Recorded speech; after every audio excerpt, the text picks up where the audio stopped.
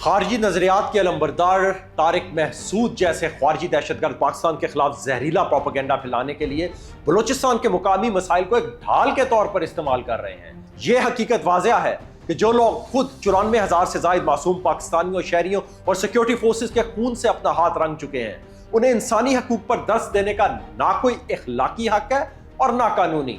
طارق محسود اور اس کے حواری، جن کی تاریخ صرف قتل، غارت گری اور بربریت پر مشتمل ہے، آج ایک منظم ایجنڈے کے تحت ریاست پاکستان کو غیر مستحکم کرنے کی مذموم کوشش کر رہے ہیں۔ ماہرنگ بلوچ کی حمایت اس بات کی واضح تصدیق ہے کہ یہ دہشت گرد گروہ پاکستان کے داخلی استحکام کو نقصان پہنچانے کے لیے ہر منفی اور دشمن قوت کے ساتھ ہم آہنگ ہو چکے ہیں۔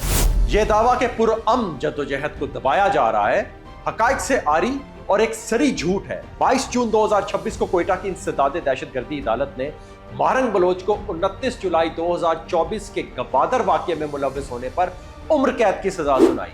یہ مقدمہ انسداد دہشت گردی ایکٹ 1997 کی دفعہ 7 کے تحت چلایا گیا، جس میں دہشت گردی کے ارتکاب اور جانی نقصانات کی سخت سزا کا تعین ہے۔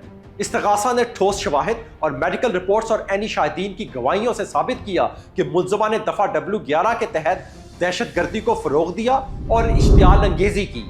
مزید برآں پاکستان پینل کوڈ کی دفعات 109 اور 114 کے تحت عدالت نے قرار دیا کہ ملزمہ کی تقاریر ہی وہ محرک تھیں جنہوں نے ہجوم کو بہادر سپاہی شبیر بلوچ کی شہادت پر اکسایا، جس پر دفعہ 302 کے تحت مشترکہ نیت سے قتل میں معاونت کا الزام ثابت ہوا۔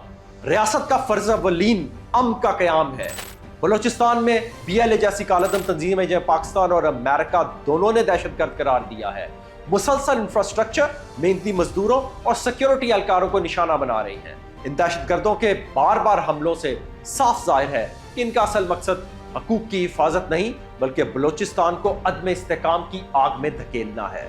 پاکستان کا عدالتی نظام شفاف ہے اور خود مختار ہے۔ ماہرنگ بلوچ کے مقدمے کو گوادر سے کوئٹہ منتقل کرنا آئینی ضرورت تھی تاکہ گواہوں اور ججوں کو دہشت گرد عناصر کے دباؤ اور دھمکیوں سے محفوظ رکھا جا سکے۔ یہ قانون کی حکمرانی کو یقینی بنانے کا ایک ناگزیر اقدام تھا۔ یہ تاثر کہ فوج محض جبر کر رہی ہے ایک سوچے سمجھے پروپیگنڈے کا حصہ ہے۔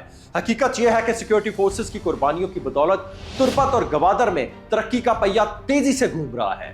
ریاست نے بلوچستان میں خواتین کو خود مختار بنانے کے لیے سیکھو پروجیکٹ سمیت متعدد فنی تعلیمی ادارے قائم کیے ہیں، جبکہ یہ دہشت گرد گروہ گیس پائپ لائن، سی پیک اور اسکولوں کو نشانہ بنا رہے ہیں کیونکہ وہ بلوچستان کی خوشحالی نہیں چاہتے۔ یہ عناصر بلوچستان کے حقیقی مسائل کو حل کرنے کے بجائے انہیں اپنے سیاسی اور دہشت گردانہ ایجنڈے کے لیے مسلسل استعمال کر رہے ہیں، جس سے مقامی عوام کی ترقی اور امن شدید متاثر ہو رہا ہے۔ ریاست پاکستان اپنے امن، خود مختاری اور شہداء کے خون کے تحفظ کے لیے پوری طرح مستعد ہے۔ طارق محسود جیسے خارجیوں کی کوئی بھی سازش پاکستان کی ترقی اور استحکام کو روک نہیں سکتی۔ قانون کا ہاتھ ہر دہشت گرد اور ریاست دشمن کے گریبان تک ضرور پہنچے گا اور پاکستان کا پرچم ہمیشہ سربلند رہے گا۔